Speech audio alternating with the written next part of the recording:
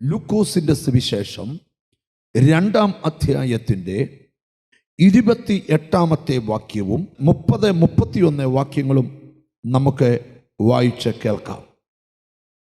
ദൈവത്തിന് സ്തോത്രം. ലൂക്കോസിന്റെ സുവിശേഷം 2-ാം അധ്യായത്തിന്റെ 28-ാമത്തെ വാക്യം. അവൻ അവനെ കൈയിലേന്തി ദൈവത്തെ പുകഴ്ത്തി 30-31.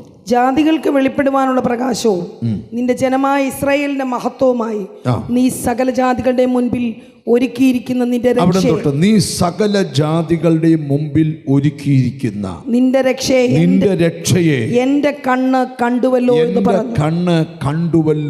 എന്ന് പറഞ്ഞു. നിങ്ങൾ ഇനി എന്നെ ശ്രദ്ധിച്ചിരിക്കണം.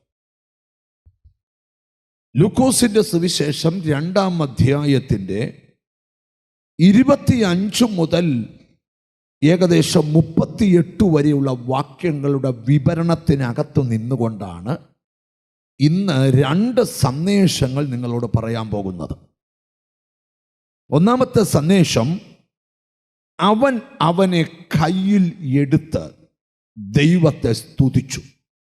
2, ദൈവത്തിന് സ്തോത്രം, നീ സകല ജാതികളുടെ മുൻപിൽ ഒരുക്കിയിരിക്കുന്ന നിന്റെ രക്ഷയെ എൻ്റെ കണ്ണ് കണ്ടുവല്ലോ എന്ന് പറഞ്ഞു.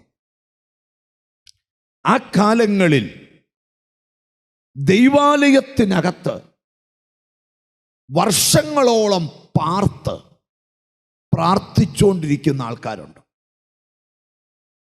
ഇവിടെ ശിമയോൻ എന്ന് പറയുന്ന ഒരാളെ കുറിച്ചാണ് 25-ാമത്തെ വാക്യത്തിന്റെ വിവരണം.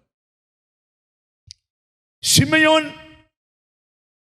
പ്രാർത്ഥനയിൽ ദൈവാലയത്തിനകത്ത് പ്രയറിൽ നിറഞ്ഞിരിക്കുക. അതിന്റെ കാരണം, പരിശുദ്ധാത്മാവ് ശിമയോനോട് അരുളി ചെയ്തു, ക്രിസ്തുവിനെ കാണാതെ നീ മരിക്കത്തില്ല. അങ്ങനെയാണ് ശിമയോൻ ദൈവത്തിൻ്റെ അരുളപ്പാടിൻ്റെ നിവർത്തി കാണാൻ ദീർഘവർഷങ്ങളായി പ്രാർത്ഥിച്ചുകൊണ്ടിരിക്കുക. അതേ അധ്യായത്തിന്റെ താഴെ എഴുതിയിട്ടുണ്ട്, ഹന്ന എന്ന് പറയുന്ന വൃദ്ധയായ പ്രവാചകി.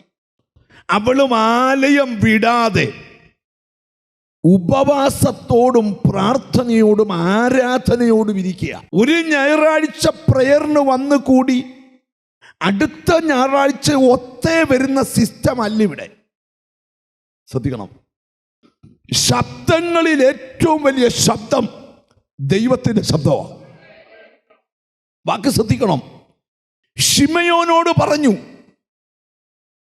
നീ ക്രിസ്തുവിനെ കാണാതെ എത്ര വാർദ്ധക്യത്തിലെത്തിയാലും നീ മരിക്കത്തില്ല. അങ്ങനെ നിങ്ങൾ എന്നെ ശ്രദ്ധിച്ചേ. ശിമയോൻ എന്നും കൊതിക്കുന്നൊരു കാര്യമുണ്ട്, എനിക്ക് യേശുവിനെ കാണണം. ഹല്ലേലൂയ. നിന്റെ മനസ്സിൽ നിന്ന് മാറാതുണ്ടാകേണ്ട കൊതിയാണ് യേശുവിനെ കാണണമെന്ന കൊതി. അടുത്തിരിക്കുന്ന ഒന്ന് കൈ കൊടുത്ത് ചോദിച്ചാൽ, യേശുവിനെ കാണാൻ ആഗ്രഹമുണ്ടോന്ന് ചോദിച്ചു. ഹല്ലേലൂയ. ഞാനിന്ന് വിവരിച്ചുകൊണ്ട് വരട്ടെ.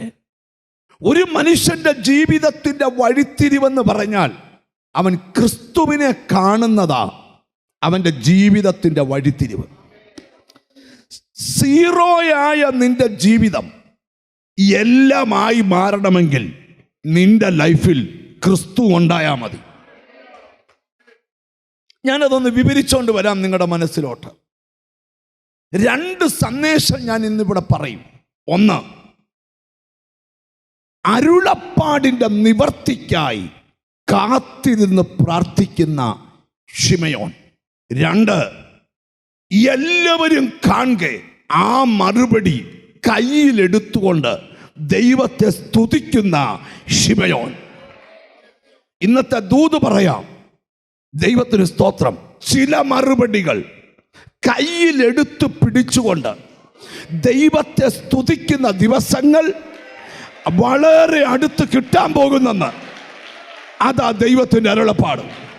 അടുത്തിരിക്കുന്നതൊക്കെ ഒന്ന് കൈ കൊടുത്തേച്ച് പറ, മറുപടി കരങ്ങളിൽ വരാൻ സമയമായി. ഞാനൊരു ദൈവബോധ്യമാണ് നിങ്ങളോട് പറയുന്നത്. ദൈവത്തിന് സ്തോത്രം. കുറേ നാളുകൾ നിങ്ങളെ വിഷമിപ്പിച്ച വിഷയത്തിൻ്റെ വിടുതൽ, നിന്റെ കൈത്തണ്ടയിൽ ഇരുന്ന് തുള്ളിക്കളിക്കുന്ന ദിവസങ്ങൾ ഇതാ വേറെ അടുത്തു വരികയാ.